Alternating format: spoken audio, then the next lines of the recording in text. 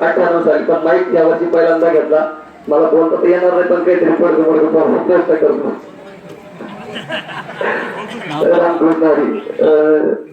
अनुभव म्हणजे मला जी परिक्रमाला जाण्याची प्रेरणा सुरुवातीला मिळाली ती माऊलींच्या माध्यमातून 2014 साली आई वडील मी माऊली माझा मित्र परिवार खडकीचा आम्ही सोबत केली.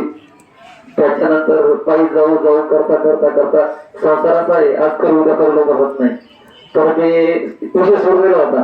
पण मग मागच्या वर्षी चातुर्मासामध्ये आपला सप्ताह झाला ना अधिकच्या महिन्यामध्ये तर वारी करून गेलो आणि 21-25 दिवस झाले. सहज फोन केला माऊलींना की अण्णा काय चाललं. अण्णा म्हटले हो व्यवस्थित चाललं सप्ताहाचा पण तालुका आता मदतीला पण येणे मदतीला कोणी नाही तर मदतीला कोणी नाही तर मग येतो का तू. म्हटलं येतो अण्णा काहीच काम नाही मला. गेलो. सप्ताह चालू असताना नांदगावची मंडळी आलेली होती सुनील दादाचे मित्र विठ्ठल भाऊ तर ते असेच जेवणावाले झाले. रावतावाजी मांडे बोलण्याला पाया चालले आपले महिला मंडळ चालले होते. म्हटलं काय चाललं म्हणजे काय नाही म्हणे ते महिलांना काढून दिलं मोबाईल मध्ये फोटो पाहत होते. म्हटलं काय कसले फोटो म्हणजे नर्मदा परिक्रमाचे फोटो आहे. म्हटलं आम्ही पण केली. मग ते म्हटलं आम्ही पायी केली. मग मी तिथे कमी पडलो. म्हटलं आम्ही गाडीने केली. नंतर म्हटलं आम्ही जोडीने केली. मग मी आणखी कमी पडलो. नाही मी जोडीने नाही केली आई वडिलांच्या सोबत केली पण जोडीने नाही केली. तर तिथूनच पांडुरंगाचं मंदिर आपल्या आश्रमात सर्वांना माहिती समोरच आहे. तर पांडुरंगाच्या मंदिराकडे बघितलं पांडुरंग आमच्या जोडीने कधी होणार. बस तिथून विचार घेतला डोक्यात. घरी आलो आईला बोललो. आईला वाटतं पाच म्हणत असेल. आई म्हणे जा म्हणे. मग मी हळूहळू तसं करता करता एक दिवस अण्णांच्या गाडीवर गेलो. कीर्तनला जायचं होतं परवाचं काही काम होतं. मग मी गेलो अण्णांना बोललो अण्णा परिक्रमाला जायचंय तुला घेऊन अनुभव म्हणे चांगला आहे म्हणे. म्हटलं दोघांना जायचंय दोघांना जायचंय तुला माझा साधूचा शब्द आहे म्हणे परिक्रमा करून. दुसऱ्या शब्दाची गाड बांधली आणि अण्णांचा एक एक शब्द खरा करतो. बस त्या दिवसापासून मी ठरवलं परिक्रमाला जायचं. वारंवार होत मग मी एकदा घोर परिक्रमा केली पण माझे पाय खूप दुखायचे खूप म्हणजे खूपच. तर म्हटलं मग एकदा मी मडीला पायी गेलो मडीला. तर मी 4.5 दिवसात मडी गेलो 200 किलोमीटर 40 जाऊ तर मडी नगर जवळ. तर मी 4-4.5 दिवसात 400 रुपयाचं मेडिकल झालं तात्या 450 रुपयाचं. पण तो विचार केला भावनेच्या घरात काही विचार करू नये परिक्रमा करीत जायचं नाही हे शक्य नाही. 4.5 दिवस जाते 4.5 मध्ये करून जातील. मग मी विषय घर कमी करून टाकला. अण्णांच्या गाडीवर आम्ही तात्याच्या घरी मुक्कामाला गेलो सुनील तात्या. मग तात्यांचं म्हटलं आम्ही परिक्रमाला झालोय. म्हटलं असं पुन्हा मी नव्याने इच्छा जागरण केली. पुन्हा नव्याने जायचं ठरवलं. तर मग परिक्रमाला जायचं ठरवलं गेलोही. मग माऊली ते मग जायला अगोदर काही वाटत बरं का शब्द देणं खूप सोपं आहे पण त्याला पूर्ण करणं खूप अवघड आहे. मी तुम्हाला घाल होत नाहीये शब्द देणं खूप सोपं आहे. पण ते माझ्यासारखे वयात बरं का ज्यांचे नाटुपंतू झाले त्यांचे डोळे कान तृप्त झाले आजी बाबा म्हणून सर्व पाहून त्यांच्यासाठी चांगले पण मला जाऊन निवडले मुले. त्यामुळे मग आम्ही गेलो जायच्या दिवशी. मग मी म्हटलं मी कोणाला सांगितलं येतो ना सांगितलं ते म्हणत कशाला जातो तुझे लहान लहान मुलं आहे. मग विचार केला कोणी काही भितूर घालून दे कोणाला सांगायचंच नाही. कोणाला नाही माझ्या जोडदाराला सांगितलं फक्त आमच्या पांडू काका त्यालाच माहित होतं कायलाच बोला माहिती नव्हतं. मग जायच्या दिवशी मग चला म्हटलं आता सगळे लवकर उठलो. अण्णा म्हणजे 8:30ला तुला घर सोडायचंय माऊली 8:30ला घर सोडायचंय तुला. मग लवकर उठून देवपूजा वगैरे केली. पण देवपूजा करता करता माझ्या डोळ्यासमोर एक एक चित्र उभं राहायला लागलं. आपण चाललो आपले लहान मुलं म्हातारे आई वडील कसं होईल कोण कोणाचं राहतं आणि वाईट विचार रात्री येतात बरं का. कीर्तनात झोप म्हणा वाईट विचार रात्री येतात चांगल्या ठिकाणी.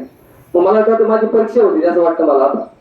मग अण्णा पूजा करताना माझ्या डोळ्यात आसूच थांब्याना माझ्या डोळ्यासमोर एक एक विचार येऊ लागले.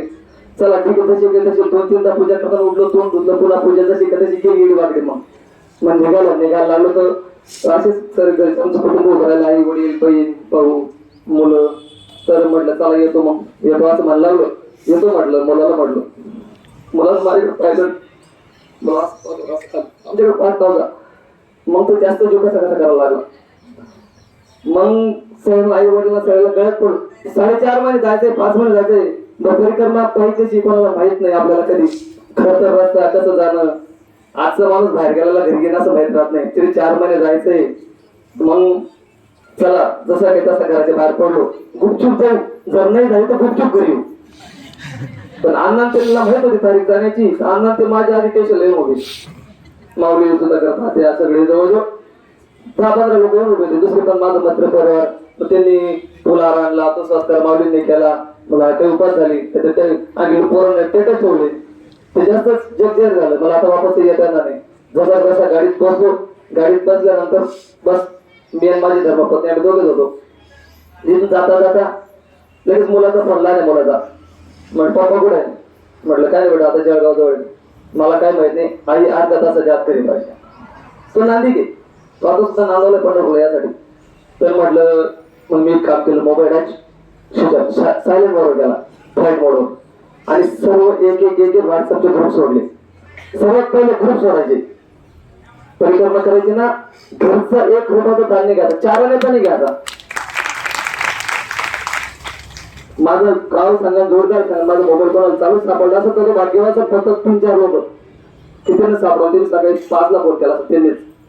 मग तसं केलं तर मग सगळे ग्रुप सोडले, मोबाईल ऑफलाईन केला आणि बस निघालो. तर तसं घ्या ना आम्ही कधी होतो परत घेऊन चालले बस. बाई माझ्या तोंडाकडे मी त्याच्या तोंडाकडे बसून चालले असं मोठं आठवण सारखं करत ना बिलकुल. मग गेलो तिथे गेलो. मला फक्त असं झालं संकल्प कधी करल परिक्रमाची वाट कधी झालं. बस त्या दिवसा उगला परिक्रमाला सुरुवात ही केली. आणि त्या दिवसातून जसं शेंगदाण्याच्या 2 फुटा होत्या तसं संसाराची अलग आणि आमच्या दोघांची अलग. मैयाला सुरुवातीला विनंती केली, मैया फक्त परिक्रमेला डाग नको लागू. मला त्याच्यातून सर्व बोलायचं होतं, मैयाला सांगायचं होतं माझं इकडे काही होऊ नको देऊ आणि इकडे काही नको देऊ, परिक्रमा नावाला डाग नको लागू देऊ. म्हणजे कोणीही परिक्रमा चांगलं नजरेत होईल. त्या पद्धतीने हिंगोलीचे 2 बाबा मला चुलत मिळाले. काही दिवस सोबत राहिले. नंतर चालता चालता आणि मैयाच्या वाटेवर आता काय जे सर्वांना सांगितलं 90% तर तेच आहे. आणि चांगले चांगले साधू माणसं भेटतात, सियारा बाबा सारखे संत भेटतात. असे साधू माणसं भेटतात की ते जसं माऊली होतं म्हणता ना, एका हाताने गोड 2 हाताने वाडा, पोटभर खा सुरून खा. या पद्धतीने एक एक साधू बसलो यांना मैयाच्या तटाला. तसं माऊली म्हणते ना, पोटभर खा सुरून खा, उष्ट करू नको करू, आराम हळूहळू जेवा. त्या पद्धतीने असे साधू की ते असे पुढे उभे राहतात. ये बाबाजी अरे नहीं अभी तो आपने मीठा पाया ही नहीं और लीजिए खाना पड़ेगा, इतना आपको चलना पड़ता है, खाना पड़ेगा. असे बळजबरी आपल्याला घास भरू नये. फक्त त्यांनी तोंडात घास भरवलं एवढं बाकी ठेवलं. तिकडच्या महात्म्यांनी फक्त तोंडात घास भरवायचं बाकी ठेवला, बाकी सर्व केलं त्यांनी. तुम्हाला सर्व रस्त्याला चहा नाश्ता पाणी सर्व सर्व सर्व मिळतं. त्यामुळे तुम्ही कोणी परिक्रमा अवघड नाही, अवघड फक्त घराचा प्रपंचाचा त्याग करणं. परिक्रमा खूप छोटी त्याग प्रपंचाचा झाला पाहिजे. आणि तुम्ही परिक्रमा करताना ना फोन बंद करूनच केले पाहिजे. जेव्हा मी घरी सांगितलं मला कोणी कोणाचं भांडण हो, कोणी मरो सुतक पडो नाही करायचा. संध्याकाळी जेवणाला बसलो, मुलगा म्हटला मी सांगता का पप्पा बाबा मेला, मग म्हटलं तरी नाही. ते खरं बरं का, आजी मेली मग तरी नाही. मग म्हटलं त्याच्या आईला, निंबूची आजी मेली मग म्हणजे त्याच्या आईची आई. मग आई म्हटली तरी नाही करायचा. नाही म्हणे आई तू अशी रडशील म्हणे. बरं का म्हणतो असं. तर ह्या पद्धतीने घरचा त्याग करूनच परिक्रमा करायची. तेव्हा तिकडे साध्य होतं. मला माऊलीने सांगितलं होतं भाऊ, पाय चालू तर तोंड चालू, नर्मदे नर जप चालू कंटिन्यू ठेवायचा. अण्णा मी 100% नाही तर 95% पुढे तुमच्या सांगल्याप्रमाणे जप केला. नर्मदे हर नर्मदे सारखं माझ्या धर्मासाठी सुद्धा मी परीक्षा घेतली. आम्ही भागवत चालतो ना, गर्दन फिरून जायचो, तिचं तोंड चालूच असायचं.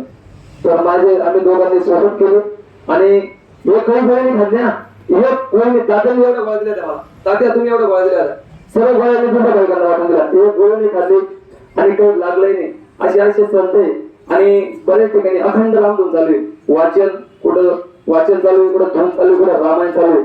भरपूर अनुभव याचा सांगण्यासारखा. तर ते असे ना, पाण्यातला मासा झोपा देतो कैसा, जेव्हा त्या जेवच्या तेव्हा तुम्ही जेव्हा परिक्रमा कराल तेव्हा तुम्हाला अनुभव होईल. मी माझ्या धर्मपत्नीला सोबत सांगायचं असं, हा आनंद घे घरी गेल्यावर भेटणार नाही, हा आनंद घे घरी गेल्यावर भेटणार नाही, तो बसता मला आता असं वाटतं आम्ही तो स्वप्न पाहिलं काय. अण्णा मी रडलो 2-3दा, शेतात ट्रॅक्टर उभं करून रडलो. नाही राहत महिन्याची इतकी आठवणी, इतके लोक कुठं नाही भेटणार. ज्या दिवशी माणसाला वाटेल ना इकडे माझी कवडी मोल किंमत झाली आहे, त्या दिवशी देणार ना परिक्रमा बसलायची. बाबाजी महाराजजी गुरुजी इतके ऐकत नसताना पत्र एवढी अवकाश नाही हो आमची.